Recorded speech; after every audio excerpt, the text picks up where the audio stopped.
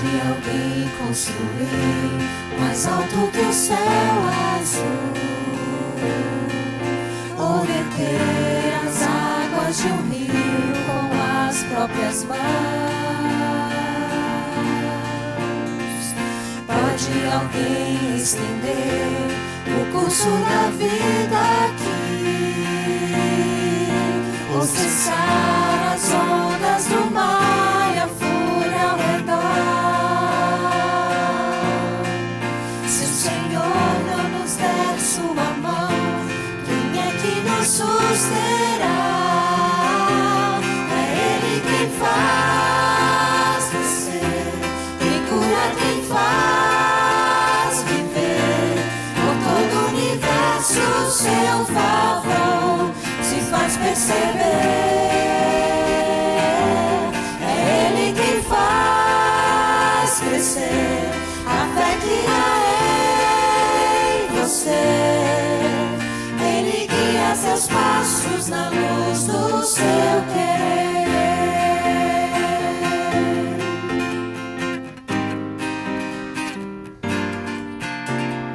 Deus preparou um lugar além desse céu azul e plantou um belo jardim com as próprias mãos. Ele promete nos dar uma vida que não tem fim e cessar a fúria do mal que rouba a paz. O Senhor nos estende sua mão, sua força nos erguerá. É Ele quem faz nascer, quem cura, quem faz viver. Por todo o universo seu favor se faz perceber. É Ele quem faz crescer a fé que há em você. Ele guia teus passos na luz do seu querer. Ele é quem faz, Ele é quem faz, Ele é quem faz.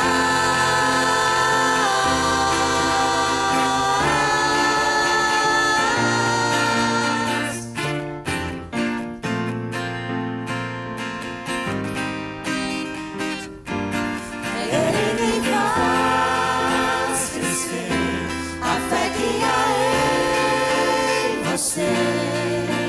Ele guia teus passos na luz do seu querer. Ele guia seus passos na luz do seu querer.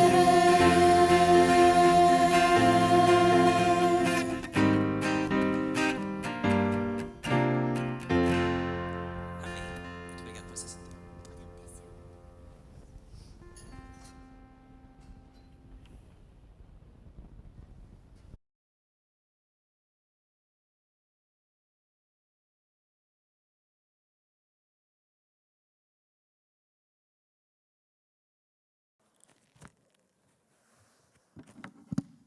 Feliz sábado, que Deus abençoe essa igreja, reina nessa igreja e que a paz possa reinar sobre todos nós, amém? Hoje eu fiquei de falar sobre dízimos e oferta e pedindo uma palavra para Deus. Deus me levou lá em Lucas, desculpa, lá em Mateus 5, no versículo 21 ao 22, ao 21, e está falando assim: porque eu vos digo que se vossa justiça... Peraí, só um minutinho. Não, lá no 23, desculpa. Porque se trouxesse as tuas ofertas e a te lembrasse que do teu irmão tem alguma coisa contra ti, deixa diante do altar a sua oferta e vai reconciliar primeiro ao teu irmão. Depois vem e apresenta a tua oferta. A palavra em si já fala tudo.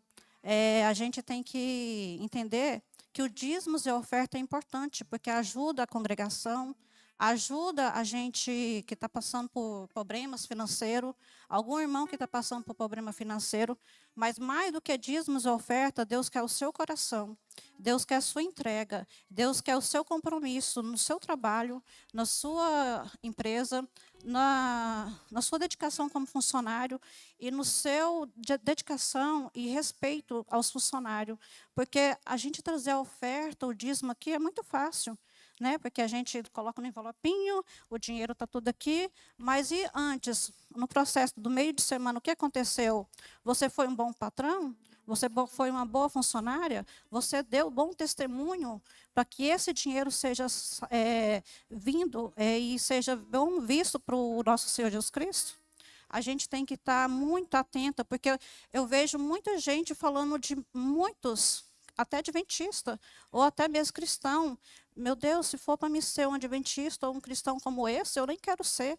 Por quê? Porque dá mau testemunho numa empresa, dá um jeitinho brasileiro, é fofoqueiro, é maldizento, fala de todo mundo e chega aqui da sua oferta e seu dízimo. Então, que a gente possa refletir nesse dia que não só seu dinheiro, mas seu coração. Amém? Pode passar os diáconos.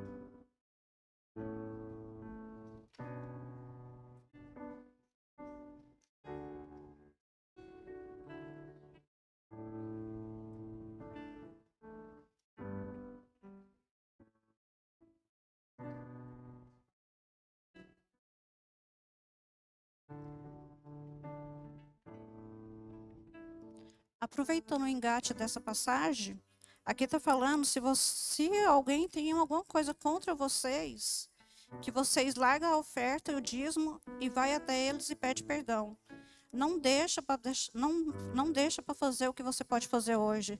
Se você tem alguém magoado com você, vai até ele e pede perdão. Se você precisa liberar perdão, libera, porque Deus agrada do coração conflito. Deus fala, dai-me, filho meu, o seu coração. Amém? Senhor, obrigada por tudo. O Senhor é santo, digno de louvor. Neste momento eu quero te pedir por essa igreja, por essas ofertas e por esses dízimos. Que além do dinheiro, Senhor, que o coração dos cristãos esteja contrito, Pai, na palavra do Senhor. Que a gente seja bom testemunho. Que a gente possa ser, Pai, aroma suave nos nossos trabalhos. Aonde a gente for, a gente ser, Pai, testemunho vivo de Cristo, Pai. Obrigada, Jesus, sim, por essas ofertas que vai ajudar muitas pessoas. Que a gente consiga, Pai, toda semana ser dizimista fiel. A gente pode melhorar cada dia mais, Senhor. É que eu te peço, Pai, em nome do Senhor Jesus Cristo. Amém.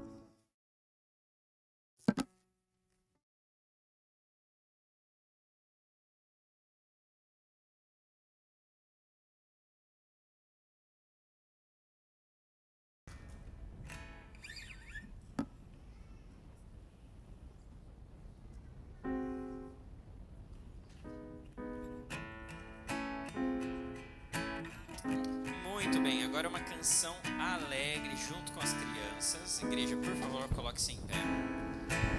Porque eu acho que quando o Daniel Leite escreveu essa música, ele estava muito animado. E o Daniel Leite, quando fica muito animado, ele coloca muita letra numa frase só. E eu quero ver quem é que vai conseguir, junto com a gente, cantar essa canção hoje. Muito bem, todas as crianças estão aqui. Igreja, por favor, coloque-se em pé. Cadê a Sossô? Sobre a alegria, sobre o coração alegre.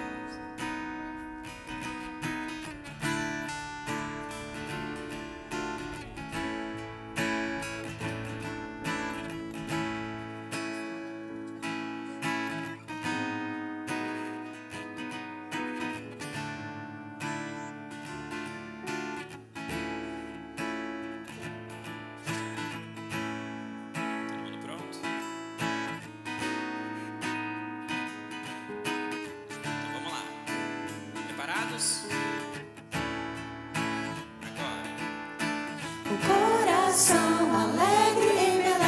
rosto, coração alegre, embeleza o rosto, coração alegre, embeleza o rosto.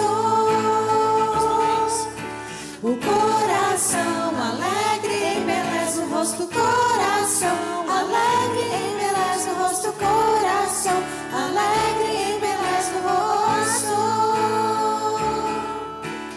Imagina um sorriso bem grandão, enquanto escrevia esse provérbio Salomão. Um coração alegre embeleza o rosto. As crianças e Jesus rindo um montão, juntas luzes no colo, dando uma oração. O coração alegre embeleza o rosto. Cadê a risada? Cadê a risada? Cadê a risada? Cadê a risada? Cadê a risada? Cadê a risada?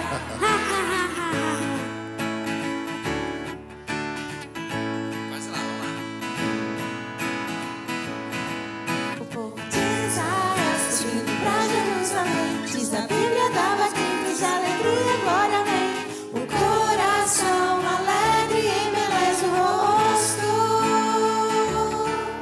E o leproso deu risada ao abraçar a Jesus que o acabava de curar. O coração alegre embeleza o rosto. Tem gente que pensa que cristão é sempre triste. Que mentira, meu Deus, me faz tão contente. O coração alegre embeleza o rosto. Cadê a risada? Cadê a risada? Cadê a risada? Cadê a risada?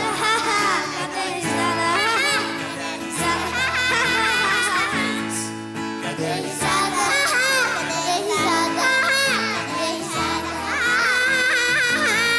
Cadê a risada? Cadê a risada? Cadê a risada? Pronto. Obrigado, igreja. Pode se assentar, as crianças vão ficar aqui para uma história.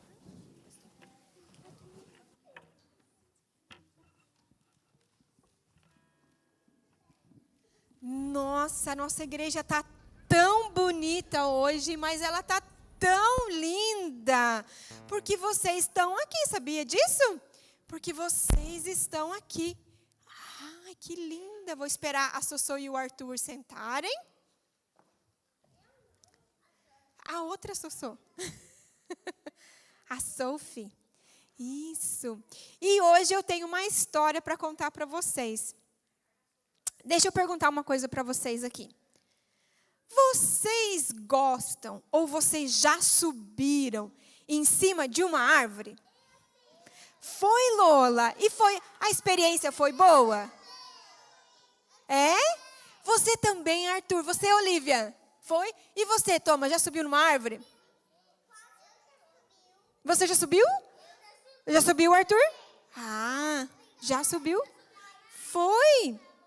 Então, ó, eu trouxe aqui para vocês, porque eu acho que eu tenho certeza, na verdade eu tenho certeza que vocês nunca pararam para pensar nisso, mas eu vou mostrar para vocês. Vocês sabiam que essas folhas que estão aqui no chão, elas são de árvores? Mas olha só que interessante, né? Elas são todas iguais? Não, filha, não pega, porque pode machucar a mão. Ó, olha só. Todas essas folhas que estão aqui são de árvores. Olha isso.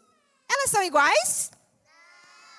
Não, elas são todas diferentes. Olha só quantas que eu trouxe. Olha só quantas folhas. Vocês sabiam que existem árvores que elas servem para dar fruta, para dar comidinha para a gente? Vocês sabiam que tem árvores que elas servem para dar madeira? Tá vendo isso daqui, ó? É madeira. Foi feito de uma árvore. Vocês sabiam que tem árvore que serve para dar remédio, para fazer a gente ficar melhor? Quando eu era pequenininha, eu tinha muito problema de saúde, de respiratório, eu tinha bronquite. E a minha avó pegava eucalipto, folhinhas de eucalipto e fazia um chá para mim. Sabia? Minha avó fazia para mim.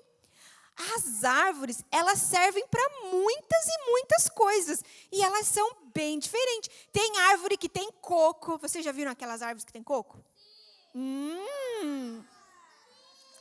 Na praia, exatamente. Vocês sabiam que as árvores, elas escolhem onde que elas querem morar?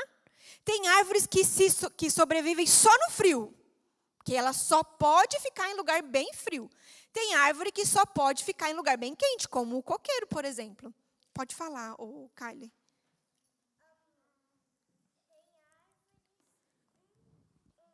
Eu já pulei de uma árvore. Foi. Então, olha só. As árvores, elas escolhem lugares que elas querem ficar.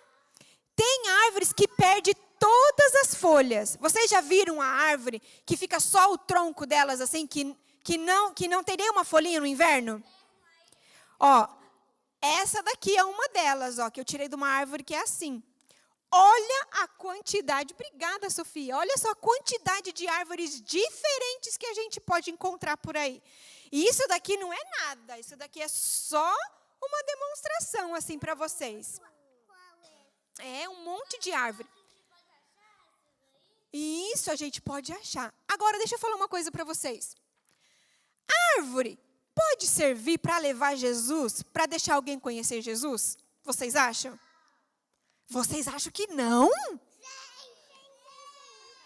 Vocês sabiam que a Bíblia conta para a gente de uma história de uma árvore que ajudou um rapaz a ficar mais perto de Jesus, a ver Jesus? Vocês sabem que história que é essa? De quem? Isso mesmo. Vocês sabiam que Jesus estava passando por Jericó? E Zaqueu era um homem bem baixinho. Vocês conhecem muito bem a história, né? Ele era baixinho, ele não conseguia enxergar, tinha um monte de pessoa perto dele. E sabe o que aconteceu? Ele usou uma árvore para fazer o quê? Para ver Jesus. Sofia, traz aqui para a mamãe. Isso. Ele usou uma árvore para ver Jesus. Você gostaria de ajudar alguém a ver Jesus? Como é que você acha que você poderia ser alguém que pudesse fazer aquilo que a árvore fez? Ajudar alguém a ver Jesus. Como é que você acha que poderia fazer? Ah, você pode fazer isso? Mas eu acho que vocês podem... Isso daí é muito difícil. Eu acho que vocês podem fazer uma coisa muito mais fácil. O que será que vocês podem fazer? Para ajudar alguém a ver Jesus. Fala, Kylie. Olha só, uma pessoa aqui que conseguiu usar o brain aqui, ó. Exatamente isso, uma coisa super fácil. Não precisa subir, não precisa pegar escada, não precisa nada disso. Você só precisa falar. E a história do Zaqueu conta pra gente que Zaqueu, ele era um homem que fazia coisas erradas. Ele cobrava mais dinheirinho do que ele deveria cobrar. E sabe o quê? Ele se arrependeu. Olha só, uma árvore ajudou Zaqueu a ver Jesus. E olha só o milagre que Jesus fez na vida de Zaqueu. Ele se arrependeu. Você também pode fazer a mesma coisa. Só que você não precisa ser uma árvore. Você não precisa ter uma escada. Você não precisa pegar um cipó, uma corda, fazer um climb na árvore. Não precisa nada disso. Você só precisa fazer o que a Kylie falou. O que é, Kylie? Falar de Jesus. A gente pode pedir para Jesus para ajudar a gente a falar dele, do amor dele para as pessoas. Então, agora eu quero que vocês se ajoelhem. Vamos ficar de joelhos? Porque é essa oração que nós vamos fazer para Deus. Nós vamos pedir isso para Deus, para ajudar a gente a falar dele para outras pessoas.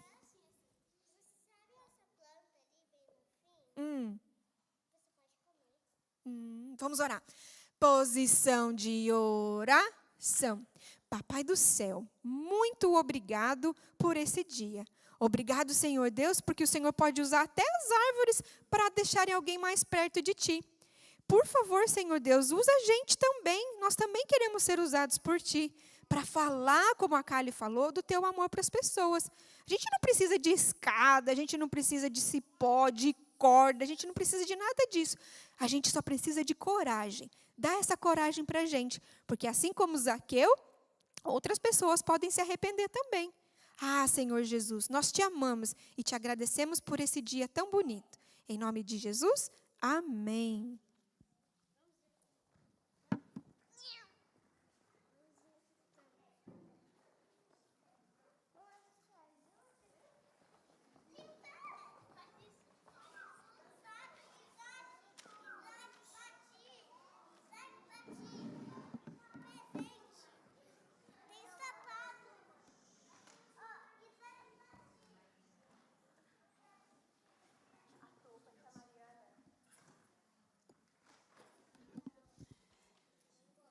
Feliz sábado. A primeira leitura de hoje está em Mateus 20, 16, que diz: assim, os últimos serão os primeiros, e os primeiros serão os últimos, porque muitos são chamados, mas poucos escolhidos.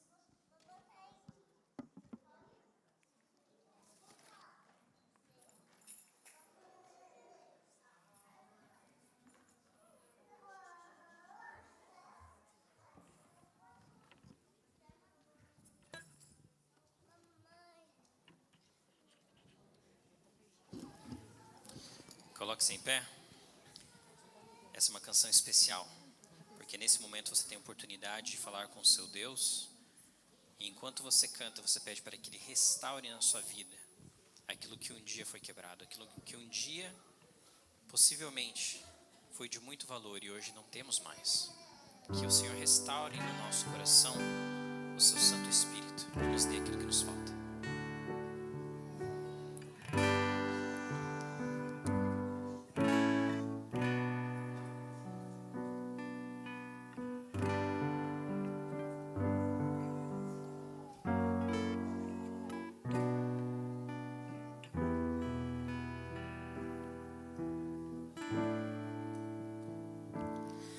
Restaura meu ser, restaura meu viver, restaura minha desilusão, restaura meu quebrantado coração. Restaura meus sonhos, restaura os meus planos, Senhor, restaura minha vida por completo, para que todos saibam que Tu és meu Deus. Porque Teu é o poder e o louvor, porque Tu és a paz e o amor. A Ti toda honra e glória rendemos, Senhor. Grandioso é Teu agir em nossas vidas. Restaura.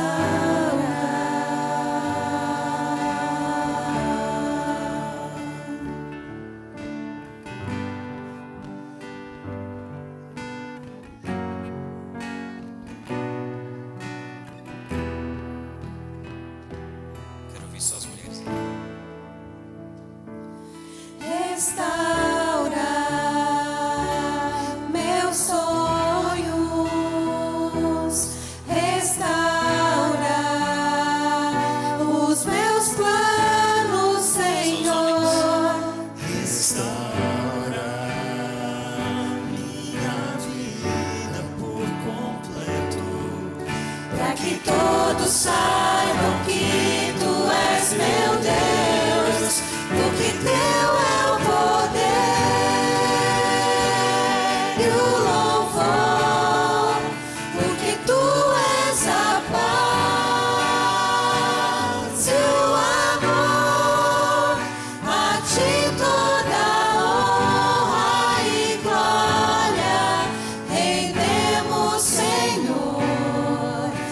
Grandioso é teu agir em nossas vidas, porque teu é o poder e o louvor, porque tu és a paz e o amor. A ti toda honra e glória rendemos, Senhor. Grandioso é teu agir em nossas vidas.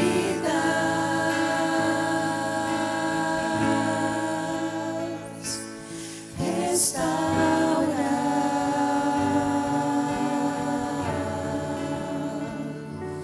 restaura,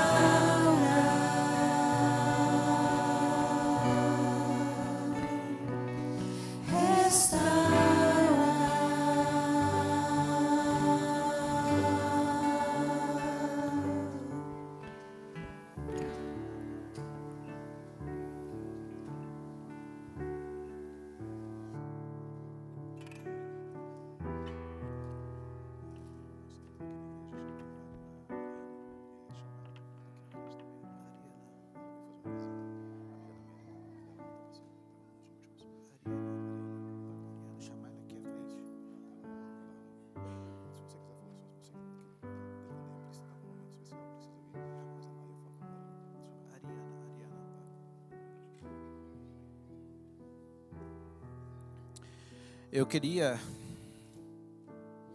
convidar todos os irmãos, a você que talvez você esteja passando por algum momento difícil na vida. Nós temos várias pessoas nesse momento com problemas de saúde, pessoas que passaram por problemas, por dificuldade de saúde, e graças a Deus, para a honra e glória do Senhor, hoje voltam ao nosso convívio. Nós temos ainda famílias que estão passando por dificuldades, com familiares, passando por dificuldades, que seja no âmbito da saúde, no âmbito financeiro também, pessoas procurando trabalho, pessoas, nós já temos vivido uma crise nesse país nos últimos anos, nós temos vivido uma crise muito mais longa no nosso país, na nossa homeland, no Brasil, e outros diversos problemas. Se você está passando alguma dificuldade, se você gostaria de, ao nos prostrarmos de joelhos, se você quer dizer, olha, Senhor, eu reconheço isso, eu reconheço, Senhor, que eu sem Ti, ó Pai, eu não posso fazer nada.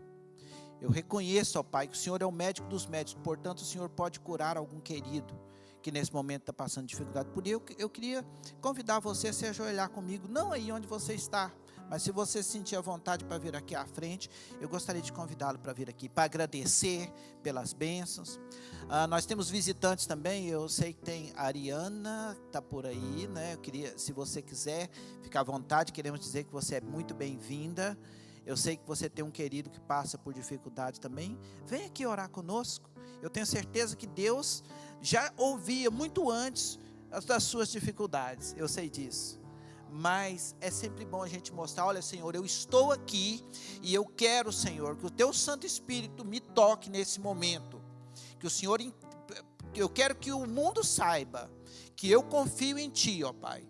E que por mais que eu esteja passando por alguma dificuldade, por mais que algum querido meu esteja passando por uma dificuldade, eu sei ao Deus que eu sirvo. E eu sei que se for para o meu bem, se for para o bem daquele querido, Ele vai operar um milagre e vai fazer uma diferença na minha vida e na vida daqueles que estão ao redor de mim. É com esse espírito, meus irmãos, que eu gostaria de convidá-los a orar comigo.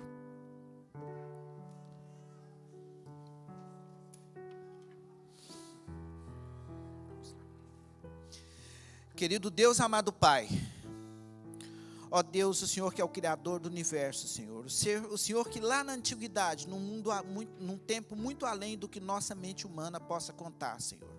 O Senhor planejou cada uma das coisas que aconteceram aqui nesse planeta. Não só nesse planetinha pequeno no qual nós vivemos, no qual nós nos degladiamos dia a dia, Senhor, para ganhar o nosso pão, para educar os nossos filhos, para levar a nossa família, para cuidar daqueles que nós amamos, Senhor. O Senhor cuidou de cada uma dessas coisas muito antes, ó Pai, que nós viéssemos a existir. O Senhor cuidou, assim como o Senhor cuida também desse universo. Por isso, Senhor, é confiado no teu grande poder e é confiado também na tua grande misericórdia, Senhor, a qual foi exemplificada por nós através do teu Filho amado Jesus, que nós rendemos agora, Senhor, o nosso clamor direto a ti, Pai. Assim como dizia essa música, esse hino que há alguns segundos foi cantado, restaura, Senhor. Nós queremos lhe pedir, ó Pai, do fundo do nosso coração, restaura-nos, ó Pai. Restaura a saúde daqueles nossos queridos. Nós temos aqui pessoas que sofrem, que estão sofrendo, porque queridos seus, pessoas muito amadas, estão passando por dificuldades, Senhor. Nós temos o nosso coração, muitos de nós aqui tem o coração pesado, Senhor, o coração angustiado, porque vem queridos passando por dificuldades, ó Pai, passando por situações que deveria, se fosse um mundo perfeito, não estariam passando, ó Pai. Queremos lhe pedir, ó Deus, tenha misericórdia dos nossos amados, tenha misericórdia dos nossos queridos, Senhor. Nós não somos mais especiais que ninguém nesse mundo que também sofre. Nós sabemos que tem milhares de pessoas no mundo atualmente sofrendo, Senhor. Uns por fome, outros por guerra, outros por saúde também, Senhor. Mas nós podemos clamar por eles, por todos eles, mas nós queremos clamar também em especial pelos nossos queridos, Senhor. Toca-os, Pai. Através do teu Santo Espírito, Senhor, opera aquilo que nós não podemos fazer, ó Pai. E se for para o bem deles, ó Pai, que a tua mão, que o teu poder atue, Senhor, no corpo deles e os restaure a saúde, seja no corpo, seja na mente, seja nas emoções, onde quer que for, Senhor, porque nós sabemos que tu és o médico dos médicos, o Senhor é um Deus poderoso, o Deus que criador, o Deus que através da tua palavra fez as coisas virem à existência. Portanto, ó Pai, ninguém senão o Senhor, ó Deus, tem o poder para restaurar-nos, assim como o Senhor intentou que fôssemos.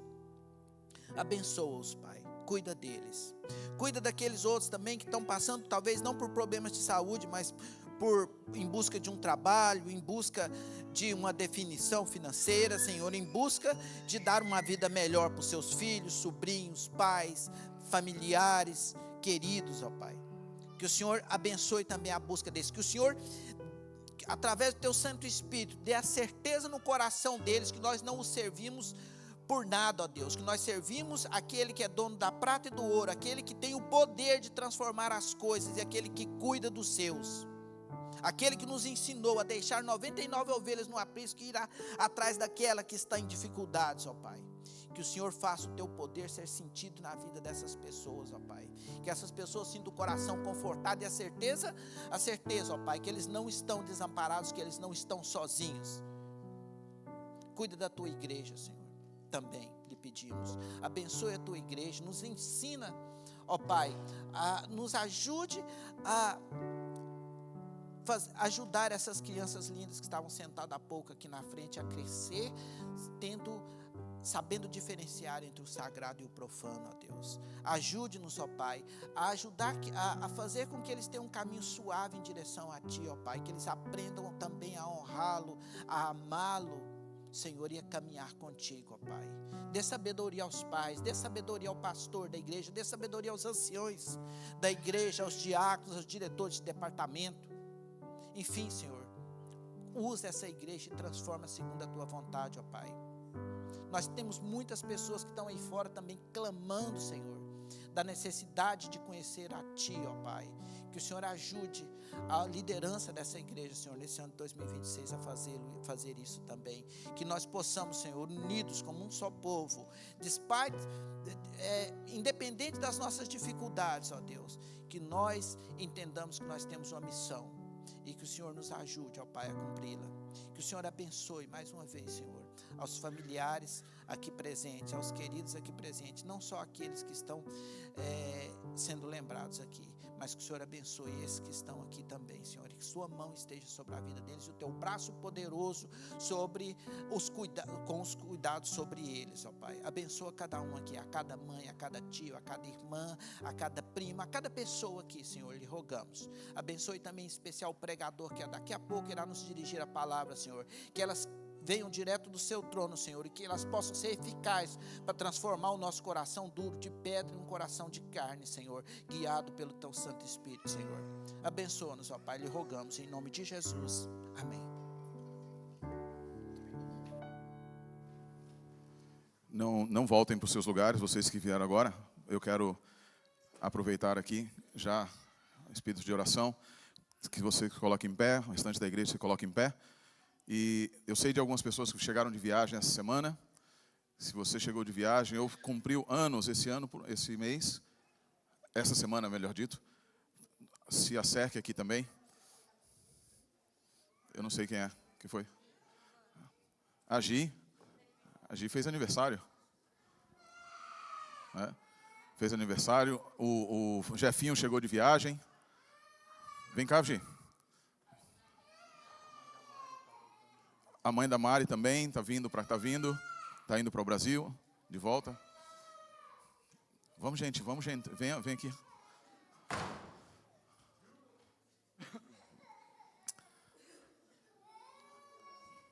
Que o Eterno abençoe o coração de vocês. Que a paz do nosso Senhor Jesus Cristo, pedida pelo Luiz, seja na vida de cada um de vocês. Eu vou pedir, não quero ficar de costas, não posso ficar de costas para vocês. Pode ficar mais para cá. Em atitude de reverência, nosso Deus e Deus de nossos pais, rogamos-te, Senhor, que Tu nos abençoes com a tríplice bênção mencionada na Torá, que ela alcance o coração daqueles que precisam, que ela alcance os lares que necessitam, que ela alcance também, Senhor, aqueles que estão no leito da enfermidade. Que a Tua bênção os restaure para a honra e glória do Teu nome. Yevarechecha Adonai vishmerecha.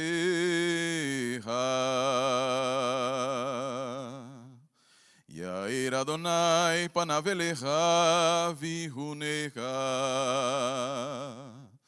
Isa Adonai panav elecha veyaseh lecha.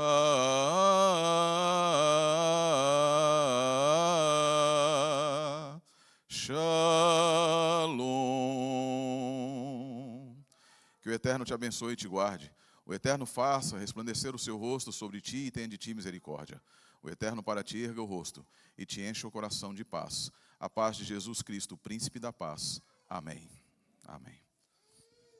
Que Deus abençoe a todos.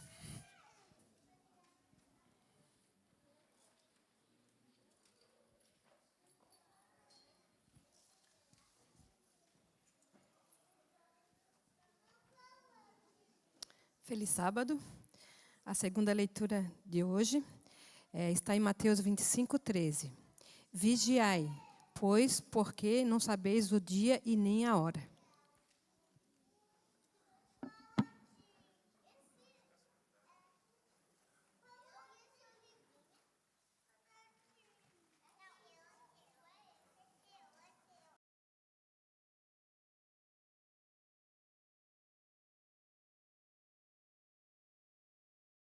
Som.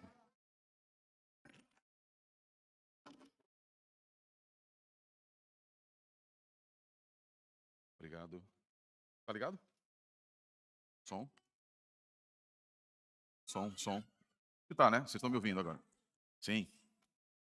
Queridos, eu tenho o privilégio de ser pastor de vocês e ser também, estar hoje aqui para falar sobre a palavra de Deus com vocês.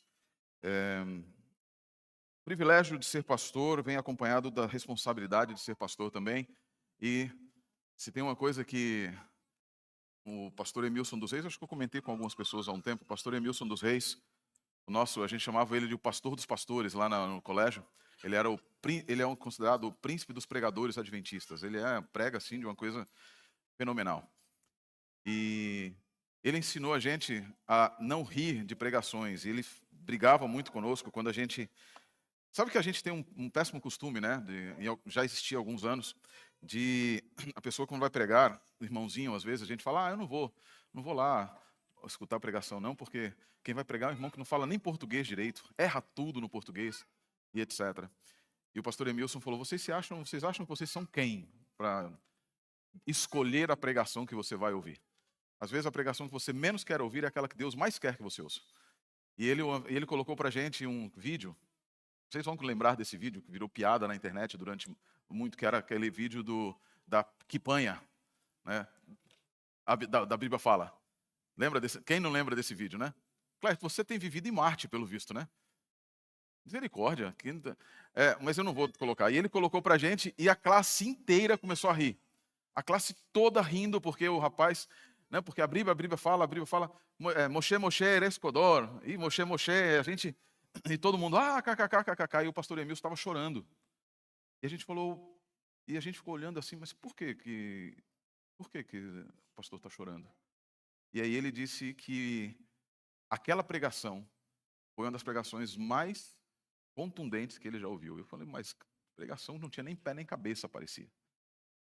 Ele falou, e ele disse assim, ela não tem homileticamente, ou seja, na doutrina da homilética, não tinha nada. Mas ela demonstrava uma vontade de transmitir a mensagem de Deus ainda baseado no seu pouco conhecimento.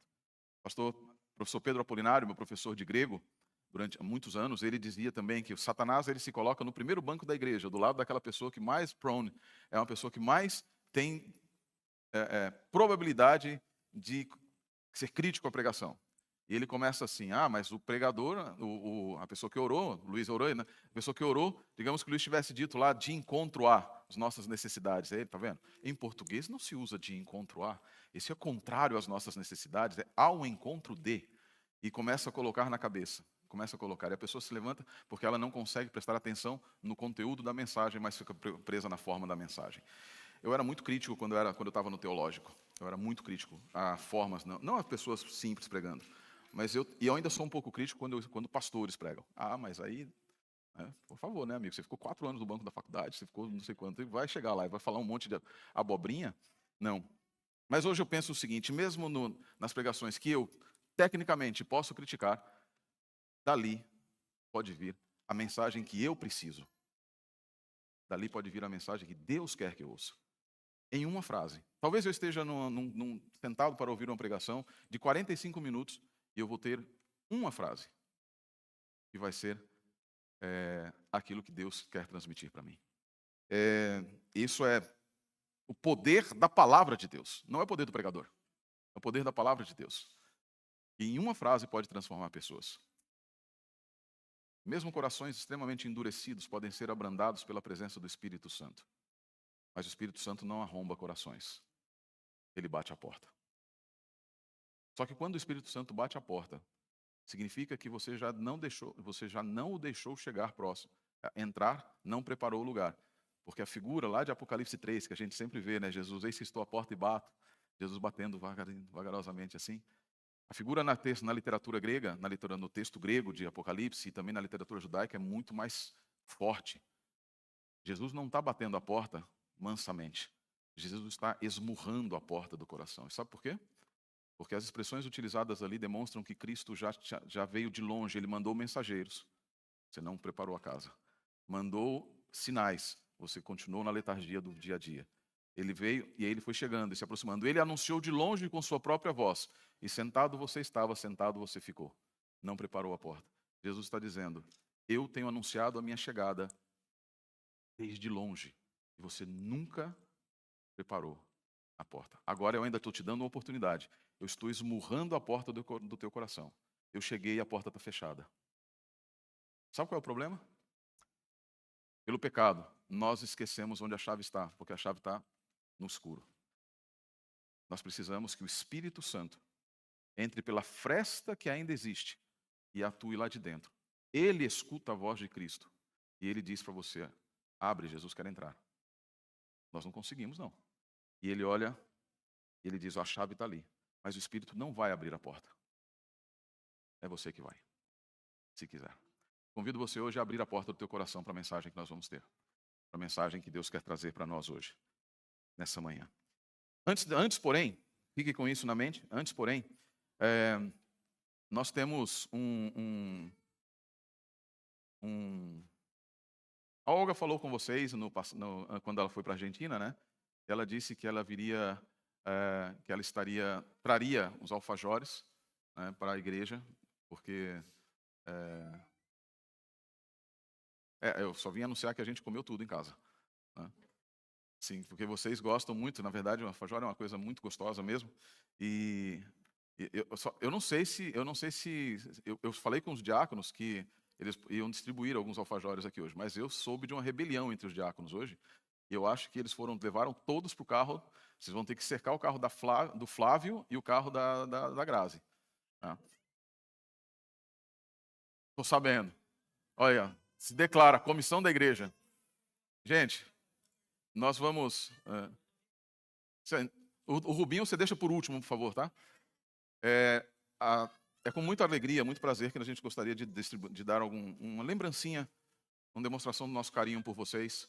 Tá? Os canudinhos de mantecol, que está escrito mantecol, são para as crianças, tá bom? Então as crianças vão receber esse mantecol e cada adulto da nossa igreja vai receber um alfajor como uma demonstração do nosso carinho por vocês, tá bom? E eu não vou falar, vou esperar distribuir, porque não comam, tá, gente? É só as crianças que podem comer na igreja e é bom vocês esperarem para depois. E mães, demonstrem aos filhos, né?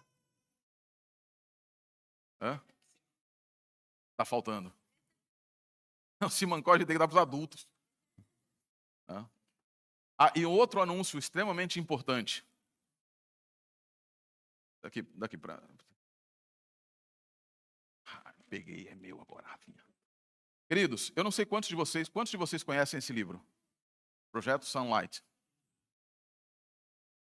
Vocês não conhecem? Já leram? Bom esse livro, né? Tem? Conta aí, Luiz. Espera aí só um pouquinho. O Luiz vai contar uma história legal aqui sobre esse livro. O amarelo aqui, ó.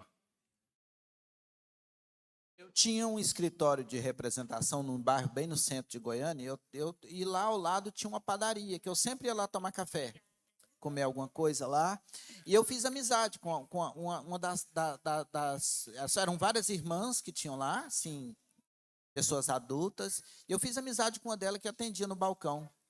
E ela falou que ela estava com... Ela falou que ela tinha uma irmã que estava com problemas na vida, assim, que tinha passado por alguns problemas no casamento, estava separada e tal. Eu falei, olha, tem um livro muito legal que fala que a história é uma história fictícia, mas que ela é muito inspiradora. Eu vou trazer esse livro, você dá para sua irmã. E eu levei o livro para ela. Resultado, ela deu o livro para a irmã leu, ficou tão encantada com o livro, deu para ela de volta, ela leu, aí deram para outra irmã. Sei que no final da história quase toda a família tinha lido o livro. Que legal. Ficaram muito Amém. fãs do livro. Esse livro é muito bonito, esse livro é muito bonito. E nós temos aqui 5 livros para os adolescentes da nossa igreja. Para as famílias, para as famílias. E aí, são 5? São 5, né? Aqui para os adolescentes, tá? Então, esses livros vão ser para... Cadê os adolescentes da igreja? Já tem, a Susan já tem. Mas, ó, leiam. Esse livro mas é muito gostoso mesmo, tá? Davi, aqui, ó, para vocês.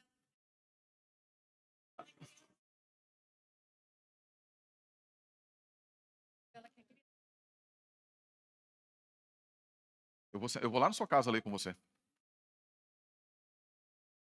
Você não. Jovem, não? Você já passou dessa fase também de jovem.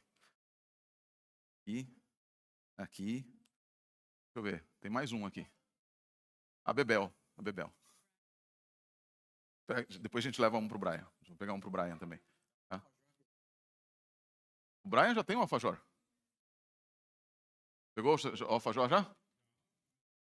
Ele não está nem conseguindo falar que ele está comendo. Desculpem. Pois é, a gente fica faltando um projeto Sunlight para o Brian também, tá bom? E leiam. Esse livro é fenomenal. Queridos, então, dadas essas anúncios assim, vamos fazer uma oração para abrirmos o nosso coração para a palavra de Deus. Bondoso Deus, é um dia maravilhoso, sábado, que podemos nos encontrar contigo. No meio das nossas aflições diárias, no meio das nossas dores e angústias, nós encontramos descanso e paz na Tua presença. Neste dia de sábado, Shabat, repouso, faz-nos repousar na Tua presença, Pai. ao estudarmos essas 3 parábolas que estudaremos hoje, que o Senhor nos direcione para demonstrar o teu querer e a tua vontade na vida de cada um de nós. Salva-nos para o teu reino. Prepara-nos para viver contigo para a eternidade, não sozinhos, mas com todos estes que aqui estamos e todas as famílias que representamos. Em nome de Cristo Jesus. Amém, Senhor. Imagine o cenário. Nós estamos agora na semana final da vida de Cristo. Nós estamos na semana final da vida de Jesus. Eu não sei se está funcionando. Aí. Nós estamos ali naquele momento tenso da última semana de Cristo. A cruz já não é mais uma simples... Vocês estão conseguindo ler? Então, né? A cruz já não é mais uma simples possibilidade, é uma certeza iminente. A cruz já se aproxima de Cristo. O ambiente da cidade santa é pesado, tenso. É exatamente neste momento de tensão, de crise, que Jesus conta algumas de suas parábolas mais perturbadoras. Algumas das parábolas mais escandalosas de Cristo Jesus. Sabe, queridos, muitas vezes nós temos as parábolas e vemos as parábolas de Cristo, eu tenho tratado de tirar isso da mente de vocês nesse estudo, como historinhas morais ou ilustrações bonitas para contar para os filhos à noite. O semeador saiu a semear, e a gente conta as historinhas, etc. Como o Marcelo sempre me dizia, ele falava, quero ver como é que vai ser a destruição de algum texto dessas agora. A destruição ou desconstrução. Eu queria desconstruir essas ideias de que as parábolas são historinhas moralmente bonitinhas, mas elas são imediatamente possibilidades, são teologia profunda. E como diz um teólogo alemão, vocês sabem que eu gosto muito de teólogos alemães, o Joachim Jeremias, ele diz o seguinte: as parábolas não são apenas obras de arte literária, embora sejam, mas elas são armas de guerra nas mãos de Cristo Jesus. Elas são armas de guerra. Elas são armas de guerra com Cristo Jesus. Sabe por quê? Porque Jesus as usava para atacar a hipocrisia, defender o evangelho e forçar os seus ouvintes a tomarem uma decisão imediata diante da catástrofe que ele estava anunciando. Então, o ponto mais importante que você deve entender sobre as parábolas, todas elas, é que Jesus geralmente as conta em momentos de crise, para confrontar a pessoa com a sua ideia fixa, a sua ideologia criada ou a sua teologia montada. Ele quer que a pessoa seja desconstruída por coisas que eles utilizavam do dia a dia, com lições não apenas morais, mas lições eternas de tudo aquilo que eles podiam aprender do que Jesus iria lhes dizer. Hoje nós vamos olhar para 3 dessas armas de Jesus, que ele utilizou contra a religiosidade oca, a religiosidade fria, calculista da sua época. Elas formam aquilo que a gente chama de tríptico, que são as 3 parábolas. Vamos voltar aqui um pouquinho. São as 3 parábolas que Jesus contou nos últimos momentos. São 3 quadros de uma mesma realidade, o reino de Deus. O reino de Deus. Portanto, abram sua Bíblia primeiro no livro de Mateus, capítulo 20, versos 1 a 16. Não vamos ler inteiro, vamos só pegar algumas ideias. Na primeira parábola, que é essa de Mateus, vou esperar vocês abrirem um pouquinho aí, abrirem Mateus 20, nessa primeira parábola.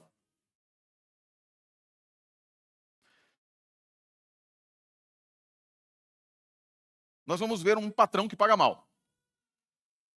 É um patrão que paga muito mal, aos olhos dos homens, mas que é perfeito aos olhos da graça. Ok? O que diz o verso 1? Como começa a parábola? Versos 1 e 2, por favor.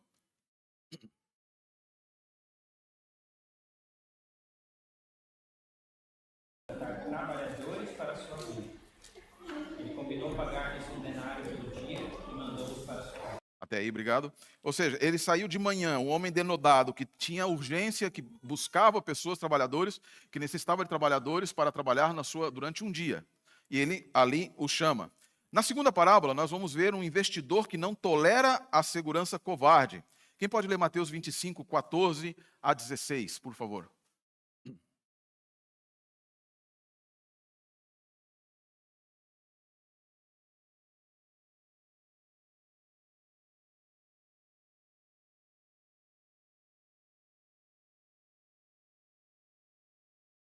Mateus 25, 14 a 16.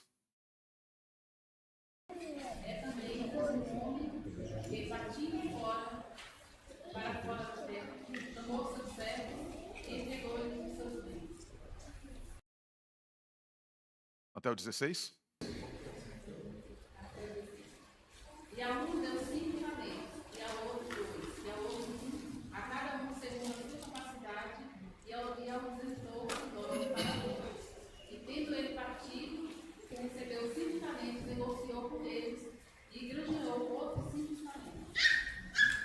Obrigado. Agora nós temos uma terceira parábola. Aqui nós temos um homem rico que dá 1 talento, dá 5 talentos, 2 talentos e 1 talento. O que nós podemos aprender dessa parábola? A terceira parábola, nós vemos um noivo que fecha a porta na cara de quem chegou atrasado. Quem pode ler Mateus 25, de 1 a 4, por favor? A parábola é muito mais longa, a gente vai ler só alguns primeiros versos. O reino do céu será semelhante a 10 virgens que, tomando as suas lâmpadas, saíram a encontrar-se com o noivo. 5 dentre elas eram nécias e 5 prudentes. As nécias, ao tomarem as suas lâmpadas, não levaram azeite consigo. No entanto, as prudentes, além das lâmpadas, levaram azeite nas vasilhas. Até aí tá bom. Até aí tá bom. Percebam que todas elas começam com a mesma frase: o reino dos céus é semelhante a. E nós precisamos entender em que momento há por que essa semelhança. Essas histórias, elas respondem às perguntas mais profundas da nossa alma, relacionadas ao reino dos céus e como nós vivemos. A primeira delas é: Deus me ama pelo que eu faço ou pelo que Ele é, de fato? Eu tenho mérito efetivamente naquilo que eu faço, e Deus olha para o que eu faço e o mérito do que eu faço?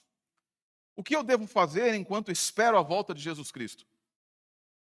É suficiente ser um cristão, um adventista do sétimo dia? É suficiente vir à igreja aos sábados, nessas 4 horinhas, 5 horinhas que nós estamos aqui? É suficiente ler sem entender, sem compreender, sem me aprofundar na lição da escola sabatina apenas? E muitas vezes me esquecer de ler os versos da lição da escola sabatina, que estão na palavra de Deus, e eu me contento apenas com a lição da escola sabatina? Ou manter a Bíblia, como nós conversávamos na reunião de ancianato que tivemos ali agora, como um amuleto que eu busco correndo quando eu tenho uma necessidade? Não, a Bíblia me diz, e eu vou lá e eu quero a cartomancia da Bíblia. Eu quero a bola de cristal da Bíblia. Eu quero ouvir as promessas bíblicas sem nunca me comprometer com a mensagem bíblica, sem jamais me comprometer com a demanda maior das Escrituras. Demanda, não disse a mensagem.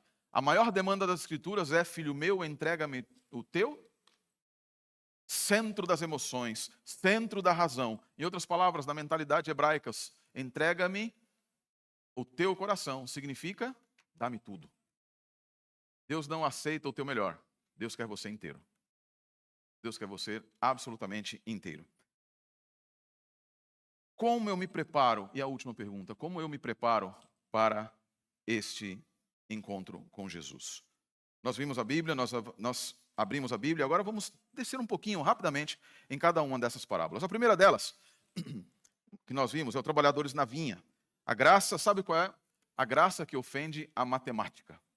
A graça que ofende a matemática. O reino dos céus é semelhante a um dono de casa que saiu de madrugada para contratar trabalhadores para a sua vinha.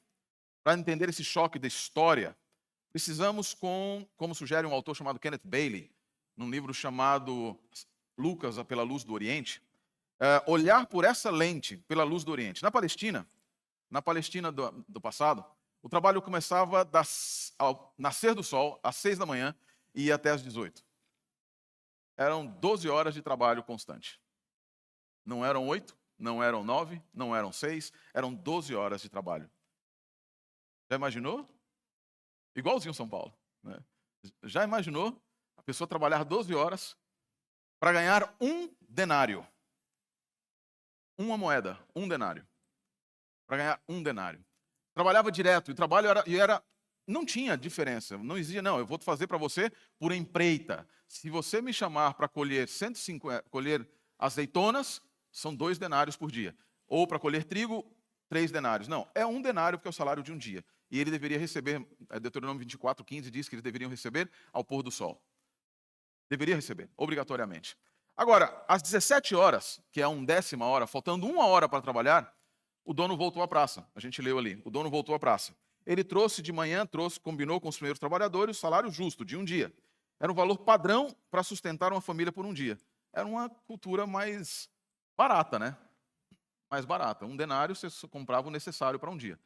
O necessário para aquela época, na verdade, era ter cevada, trigo e alguns grãos. Basicamente isso. E um peixe. Geralmente o pessoal também nem comprava peixe, ia lá e pescava.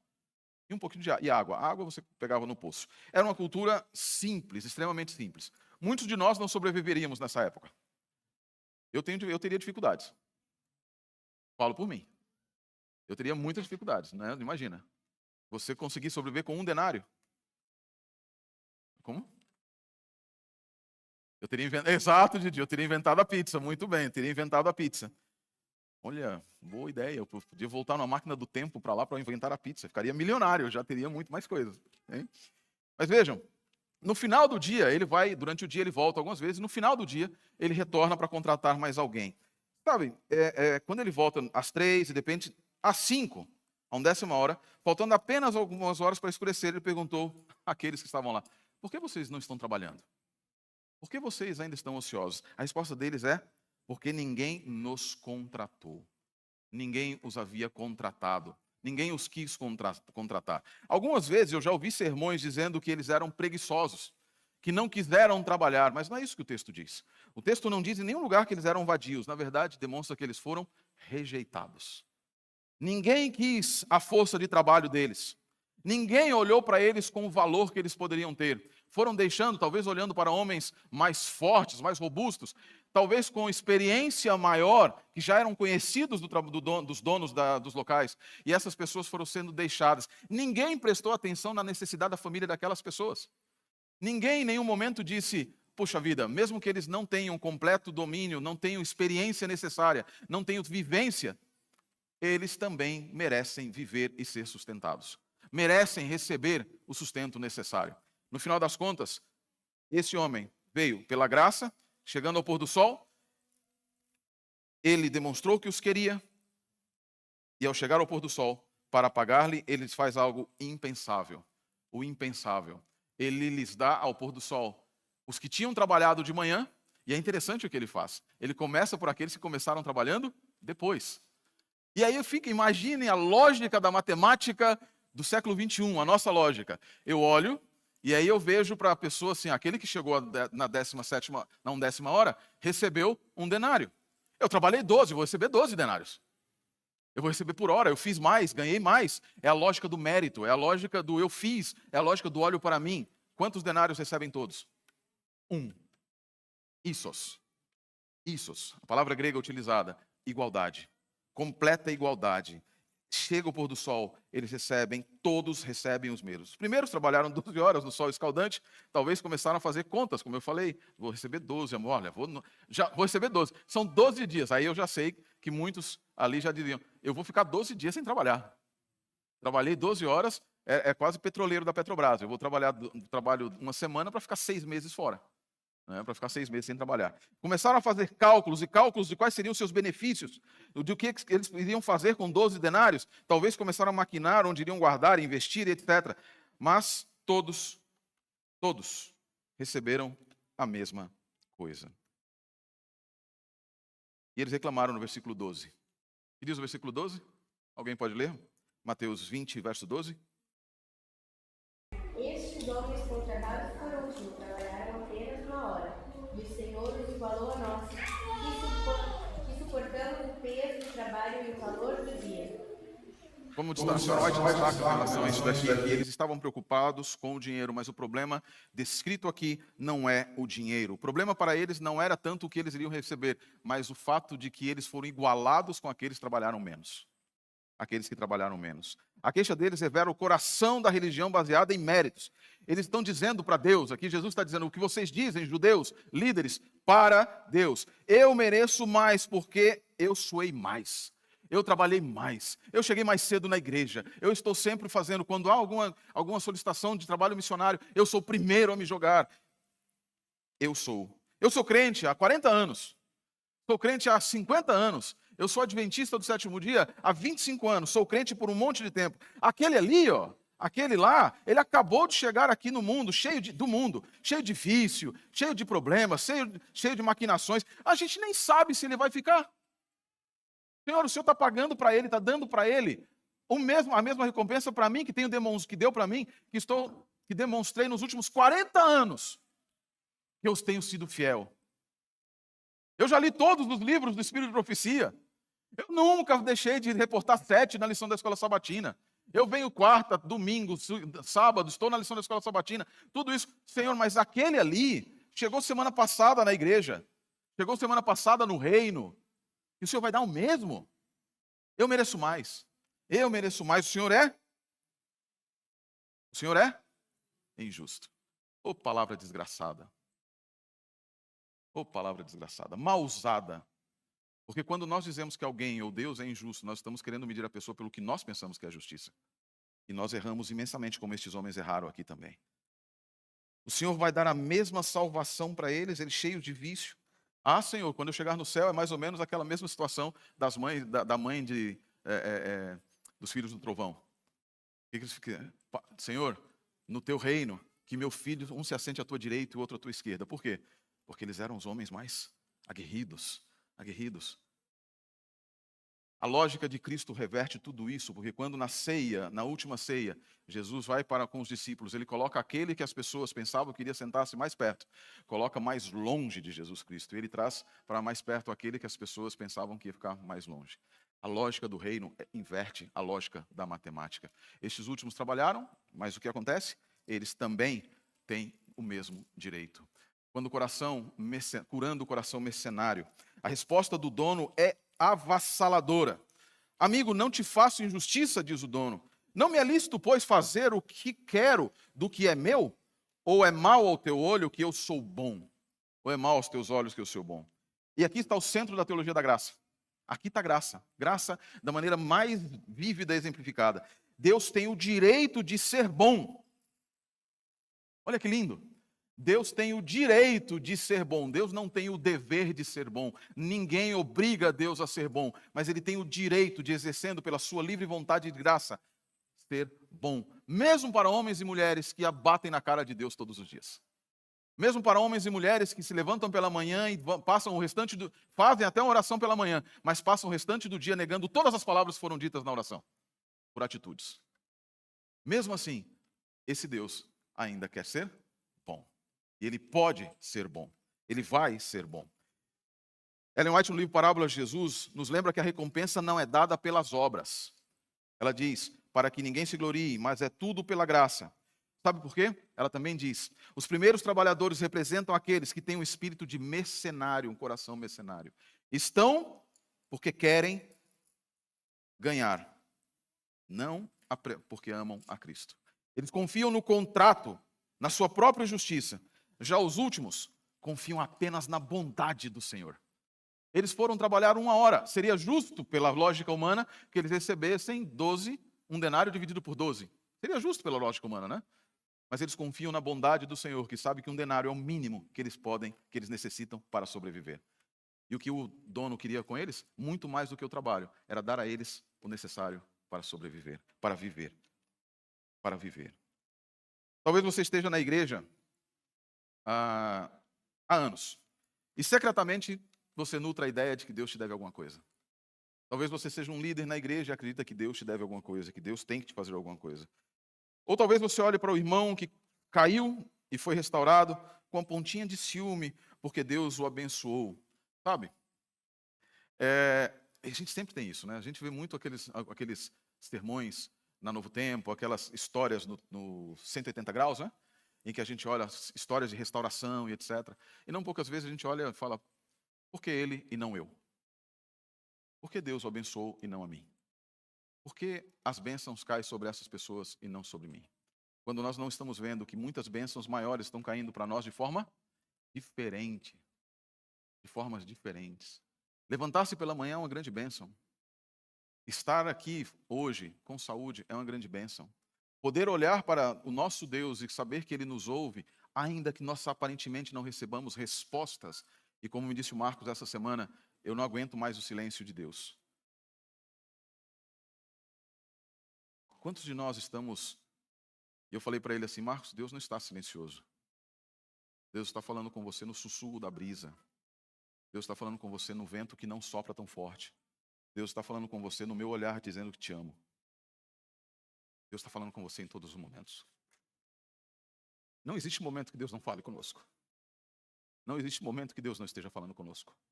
Não há situação que Deus se cale diante de nós. Se é verdade que os nossos pecados fazem separação entre nós e o nosso Deus, é também verdade que a cruz nos aproxima e desfaz a separação que o pecado nos fez. Se é verdade que o pecado constrói um muro, é mais verdade ainda que a cruz é o ariete de Deus para destruir o muro construído. Não há nenhum tipo de, não há nada, não há altura, nem profundidade, nem vale, nem montanha que possa nos separar do amor de Deus, nem outras criaturas que possam nos separar do amor de Deus que está em Cristo Jesus. Não sejamos nós, membros da Igreja Adventista do Sétimo Dia, membros de IBCC, aqueles que construímos muros, não apenas para as pessoas de fora, mas às vezes muros para as pessoas que estão dentro também, demonstrando menos caridade, menos amor, quando exigimos caridade e amor também. Nós nos lembremos constantemente disso. Deus nunca está silente. Deus nos abençoa todas as manhãs com um sorriso dos céus, dizendo bom dia. Bom dia. Eu ouvi um rabino Sani, um rabino brasileiro, e ele disse algo que me marcou muito, porque quando a gente olha para as Escrituras, é exatamente isso que as Escrituras nos mostram. Ele disse o seguinte, sabe, há uma oração judaica, todas as manhãs a gente costuma fazer, dizendo assim, que é Modeh Ani Lefanecha, que a gente agradece, obrigado Senhor, bendito sejas tu, eterno nosso Deus, Rei do Universo, que me devolveste a vida nesta manhã, grande é a tua fidelidade. Rabai Munaterra, grande é a tua fidelidade. Mas esse Munaterra pode ser traduzido também, grande é a tua fé em mim. Vocês já imaginaram Deus tendo fé em você? Sabe o que significa todas as manhãs, quando você abre os olhos e Deus restaura em você a tua vida? Você é importante para o mundo nesse dia, da perspectiva divina. Talvez não da perspectiva humana. Talvez não da perspectiva humana, mas da perspectiva divina. Deus te deu mais um dia o sopro de vida, que você é importante no plano de Deus para melhorar esse mundo. No plano de Deus e Tikkun Olam. Seja simplesmente porque naquele dia você vai olhar para a pessoa, sentar do lado dela e sorrir para ela. Não vai dizer nada. Como mensageiro da graça. Como mensageiro da graça. Os trabalhadores estavam preocupados em si. Ao invés de olhar com os olhos da bondade, eles olharam com aquilo que a Bíblia chama de olho mau, que é a incapacidade de se alegrar com a graça alheia. Eu tenho que ser o centro. Ninguém mais pode ser o centro. Absolutamente ninguém mais. A parábola nos ensina que no reino de Deus não existe salário. A vida eterna é um presente indivisível. Indivisível. Você não recebe metade da vida eterna. Ou você recebe tudo ou absolutamente nada.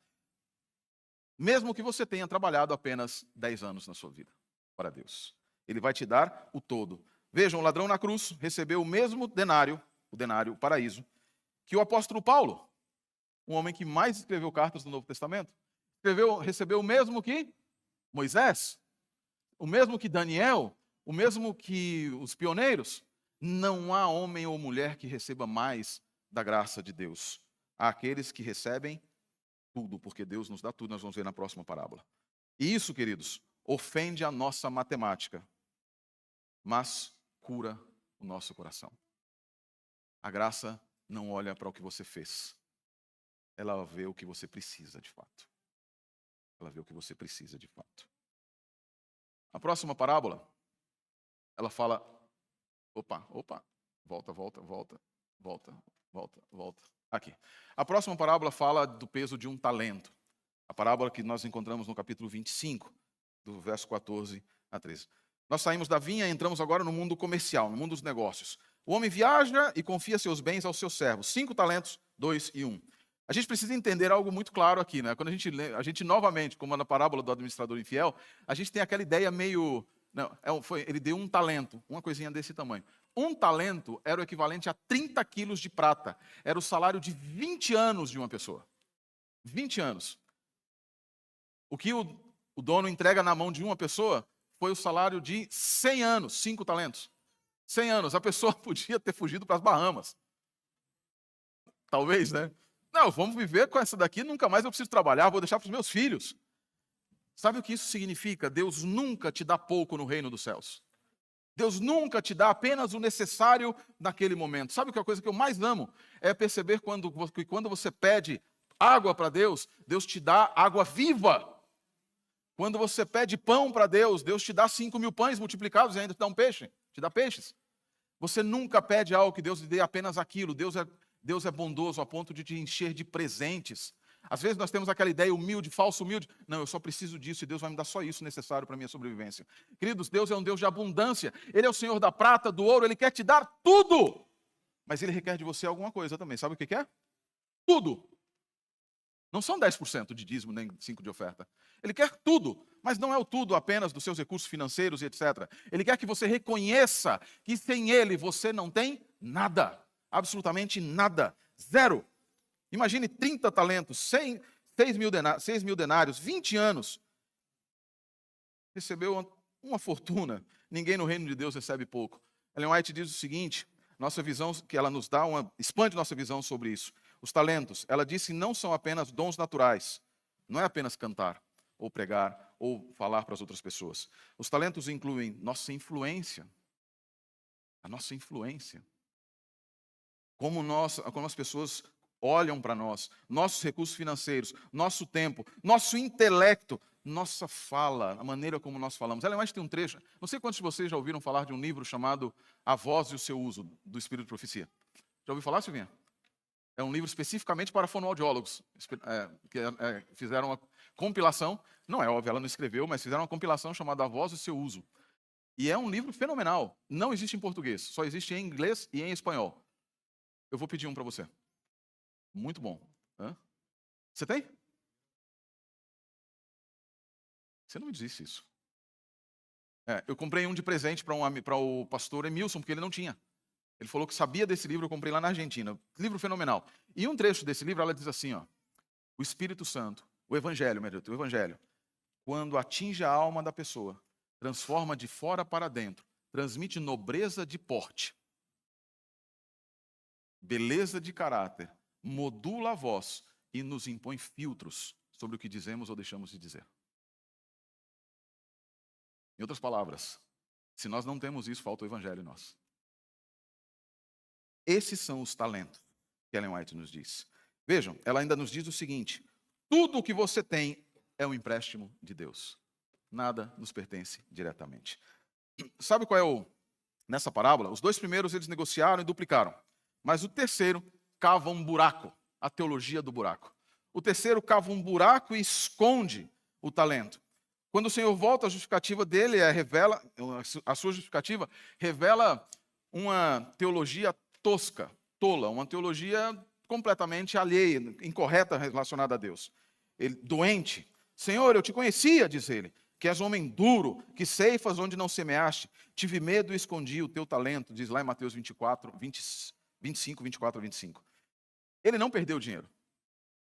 Ele não perdeu dinheiro. Não foi o problema de perder. Ele conservou.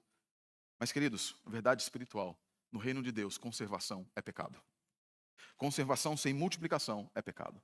Conservar bênçãos sem querer multiplicar essas bênçãos para as outras pessoas é pecado. E por que ele falhou?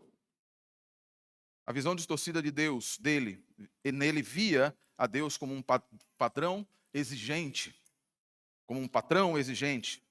e explorador, não como um pai que capacita. Ele também tinha sofrido a paralisia pelo medo. O medo de errar o impediu de tentar acertar. A resposta do Senhor é avassaladora, mais uma vez, é devastadora.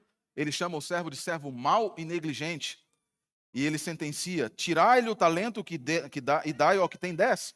E aqui está uma lei espiritual fenomenal. O talento não usado atrofia e é retirado. Deus não exige o resultado de quem tem 5 talentos, se ele te deu apenas 1. Mas ele exige que você seja fiel e multiplique esse 1 também. E utilize para ele. Não enterre sua vida por falsa humildade. Reconheça o que Deus te deu e utilize-o para a honra de Deus. Não enterre tua vida por medo de aparecer, não por medo de falar. Nunca, jamais permita que isso aconteça. Não permita de forma alguma que você morra pela desculpa da segurança. Eu vou manter o que eu tenho. Repito, no reino dos céus, o que não é usado é tirado. Muitos cristãos hoje vivem essa teologia do buraco. Enterram dons por falsa humildade, não sei fazer nada, ou por meio de críticas. Mas a parábola ensina que a omissão é um risco fatal.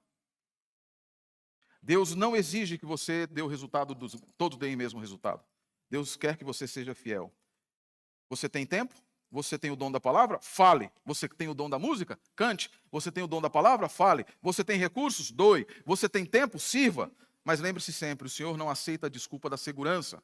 Ele não aceita que você tome o cristianismo como uma religião de conforto, porque o cristianismo é uma religião de risco e de investimento. De risco e de investimento. Como diz o texto bíblico, nós somos chamados, na parábola, nós somos chamados a negociar até que ele venha, negociar constantemente. Termos a astúcia, podermos, sabedoria, astúcia no sentido de sabedoria e negociar. Por último, a última parábola que nós vamos estudar hoje é uma parábola muito conhecida, que é a parábola das 10 virgens. E aqui nós chegamos ao clímax das parábolas contadas por Cristo. É uma noite de casamento, festivo. Mas para entender essa parábola, nós precisamos conhecer o casamento judaico antigo. O casamento judaico não era aquela coisa totalmente previsível, montadinha e etc. Ele tinha um componente de imprevisibilidade. O noivo não vinha numa hora marcada, ele vinha. Ele só vinha. Havia todo o contrato, ele primeiro ia à casa da noiva para buscá-la e levá-la a uma procissão para o banquete. Quando ele ia, ninguém sabia. Podia ser depois que ele terminava de negociar com o pai, a respeito de questões do dote e etc. Mas podia ser cedo, podia ser à tarde e podia ser à noite. E a incerteza fazia parte da festa. Quando a gente vê as virgens insensatas, a gente vê aquelas figuras como se elas estivessem com lamparinas. Elas estavam com lâmpadas que deveriam ter pelo menos 10 litros de azeite. Elas estavam com lâmpadas grandes. O que demandava você ter lâmpadas grandes? Tempo de preparo. Cuidado no preparo. Não era uma lampadinha que você colocava azeite um pouquinho, não. Eram 10 litros que você tinha para poder durar as 7 noites do banquete. A lâmpada era acesa na primeira e ela não podia ser apagada até o final. Preparo. Estar consciente da sua parte, do seu preparo. 10 virgens estavam esperando, todas têm lâmpadas, todas vestem trajes de festa. Todas elas. Não tem problema nenhum. Mas é à meia-noite, quando o grito vem, que no meio da crise, o noivo chegando, todas elas acordam. Mas 5 percebem que elas não tiveram azeite suficiente. Elas não se prepararam para a espera e além de azeite para mais. E o azeite delas havia acabado. Elas pedem emprestado às prudentes e a resposta soa egoísta para nós. Uma resposta que diz, elas disseram? Não vou dar azeite para vocês. Por que elas negaram? Por que as prudentes não dividiram o azeite? Sabe por quê? Joaquim Jeremias diz a mesma coisa, tem uma frase fantástica. Ele diz o seguinte: existem coisas que não podem ser transferidas na hora da crise. Existem coisas que não podem ser transferidas na hora da morte. Existem coisas que não podem ser transferidas na hora do julgamento. Existem coisas que não podem ser transferidas na minha vida espiritual. Sabe o que é? O óleo na Bíblia, na tradição bíblica, representa o Espírito Santo e as boas obras. O óleo na Bíblia representa a necessidade, o caráter transformado por Ele. Eu posso até dividir meu pão com você. Eu posso dividir minha água com você. Eu posso dividir a minha casa com você. Eu posso dividir a minha igreja com você, dividir o meu dinheiro, mas eu não posso dividir meu caráter com você. Eu não posso dividir aquilo que Deus tem transformado em minha vida com você. Eu posso tentar te influenciar em você olhar o que Deus pode fazer e o que fez em mim. Mas eu não posso tirar de mim e entregar para você.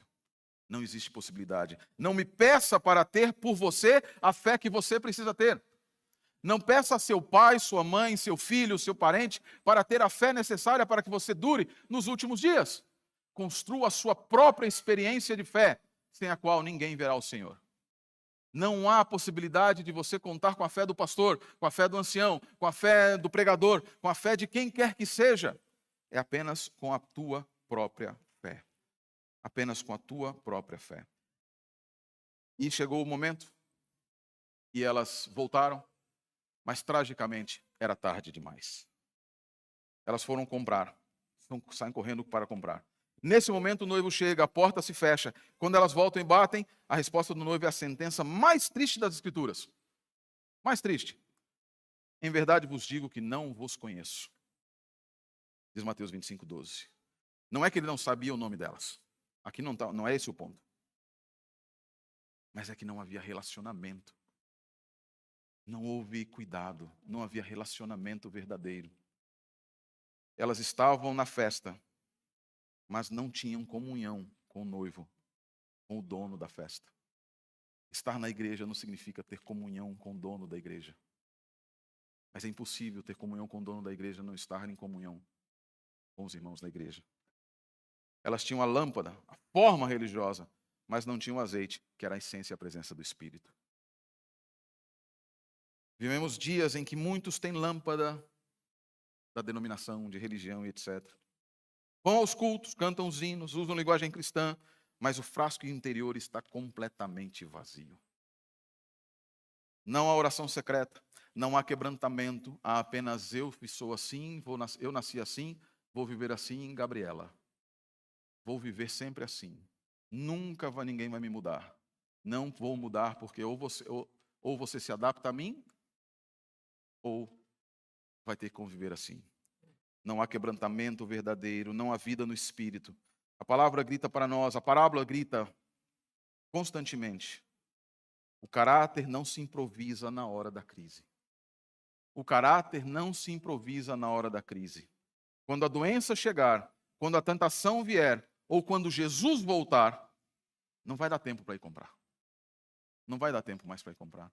Não vai adiantar se ajoelhar para orar e pedir e clamar, e clamar, e clamar, e clamar. Não vai dar mais. O Espírito vai ser derramado para encher vasos que estão dispostos a serem enchidos. Por quê? Porque se esvaziaram daquilo que nós somos.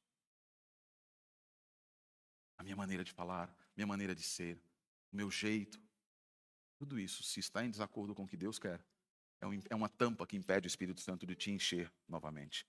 O estoque precisa ser acumulado agora, dia após dia, gota a gota, na paciência da oração e da obediência. Queridos, essas 3 parábolas nos falam dos perfis do discípulo. Na primeira parábola, nós aprendemos a respeito da humildade. A salvação é graça soberana. Graça soberana. Deus dá o que não merecemos. Deus nos dá o que não merecemos. Se você chegou agora, há lugar. Se é a primeira vez que você está vindo à igreja, há lugar. Se você é a primeira vez que você ouve falar de Deus, há lugar. E você é tão bem-vindo quanto alguém que está aqui há 40, 50 anos. O tempo na casa de Deus não conta como mérito. A única coisa que conta como mérito é o sangue de Cristo e quanto do Espírito está em nós. Porque o mérito não é nosso, é o mérito de Cristo Jesus.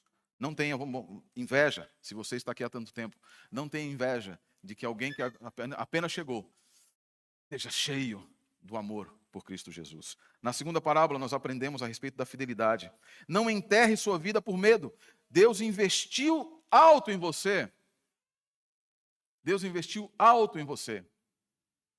No livro de Atos, capítulo 20, verso 25, Deus diz aos pastores: cuidai do rebanho de Deus, que ele comprou por alto preço, o preço do seu sangue. O sangue do Filho de Cristo. E ele espera a única coisa de você: retorno.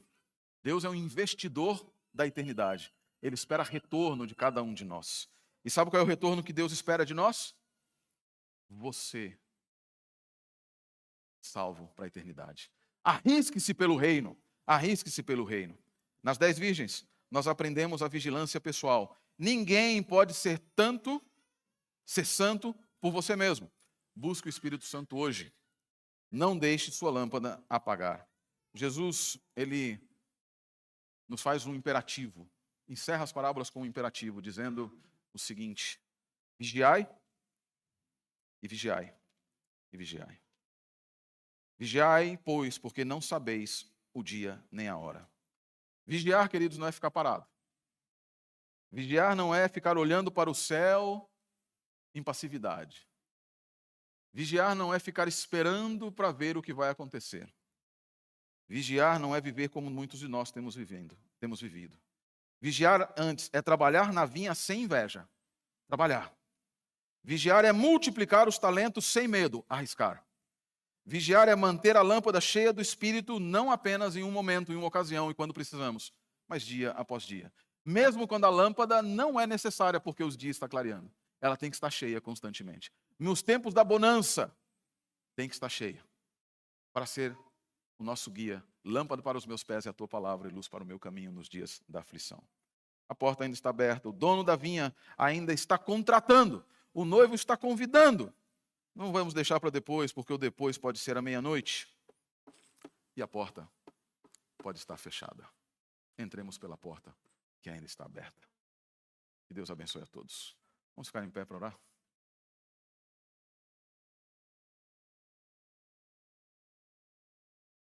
Adonai, Deus de Israel, Senhor da vinha, nosso Criador,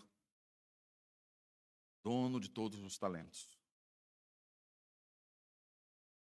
Ajuda-nos, Pai, a viver em conformidade com aquilo que professamos, a sermos transformados em nossas atitudes, palavras, pensamentos, relacionamentos, pela presença doce do Santo Espírito. Enche-nos deste Santo Espírito. Esvazia-nos do nosso orgulho, da nossa matemática humana, da nossa justiça humana, na autojustiça. Esvazia-nos, Pai. Enche-nos com a justiça de Cristo Jesus. Enche-nos com a graça de Cristo Jesus. Tira de nós, ó Deus, o sangue apodrecido pelas nossas formas de ser, pela nossa forma de ser. Apodrecido por uma forma de ser que apenas demonstra que somos pecadores, desgraçados e miseráveis. E coloque em nós, Senhor, a forma mansa de Cristo Jesus. O sangue doce de Cristo Jesus, que transforma, que nos modifica e que nos prepara para o reino. Não como trabalhadores mais, mas como filhos convidados a viver eternamente. Não em uma vinha de trabalho, mas em mansões de repouso por toda a eternidade. Abençoa a tua igreja, o teu povo, as famílias e todos nós, em nome de Cristo. Amém, Senhor. Amém.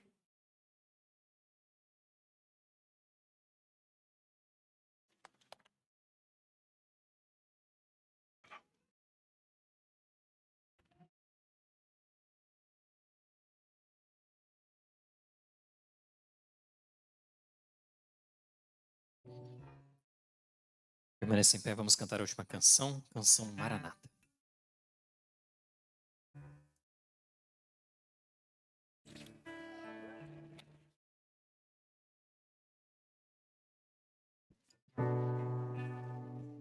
Som.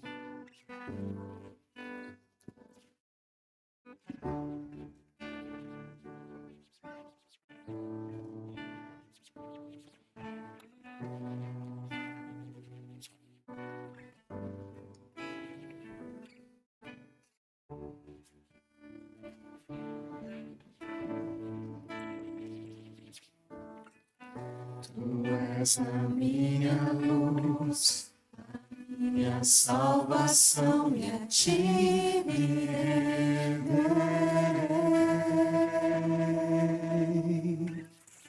Se ao teu lado estou, seguro em tuas mãos, eu nada temerei.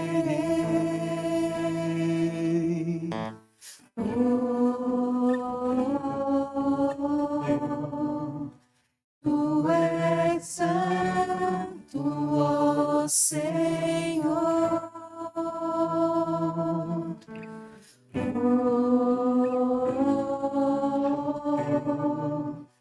Tu és digno de louvor. Só em ti confiarei, eu nada temerei. Em frente eu irei, pois eu sei que vivo estás, e um dia voltarás do céu pra nos buscar, pra sempre reinarás.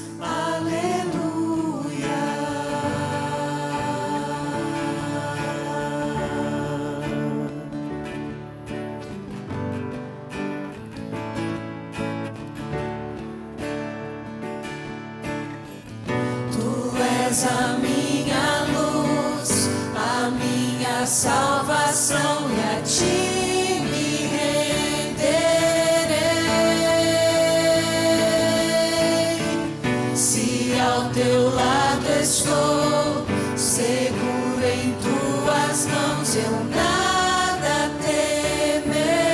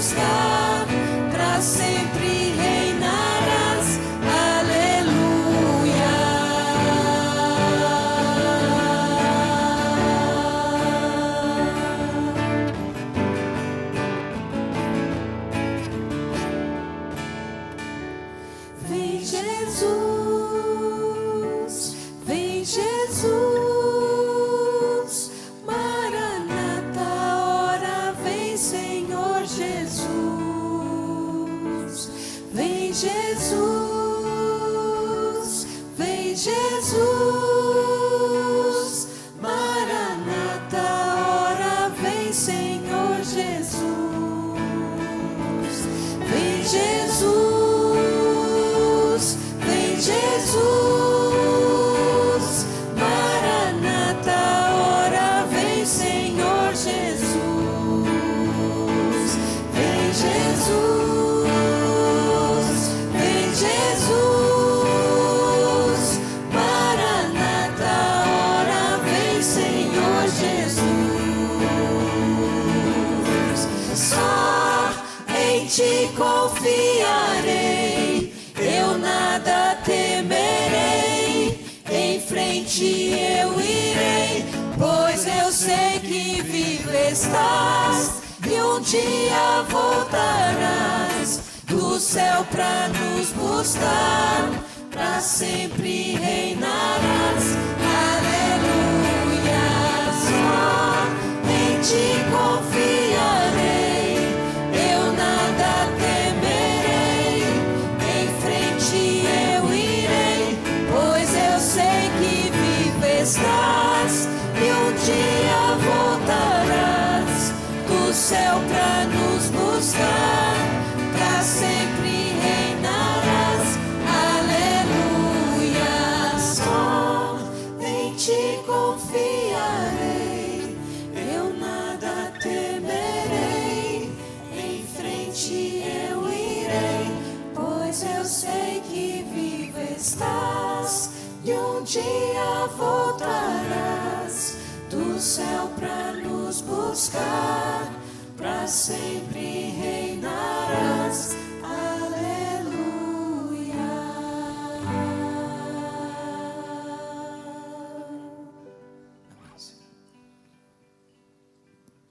Queridos, som. Outro? Muda. Som, aí. Só um anúncio rápido. Na próxima semana nós vamos ter o Crust and Connect às 5 horas da tarde. Tá? Nós vamos mandar essa semana para vocês o tema. O tema vai ser a Bíblia como Palavra de Deus. Tá bom? Mandar o material para vocês darem uma lida, para que todos possam participar nesse dia. Tá joia? Só para vocês ficarem sabendo na próxima semana. Deve haver uma mudança nos próximos meses, mas a gente anuncia a tempo. Tá joia? Um grande abraço, que Deus abençoe a todos, um feliz sábado.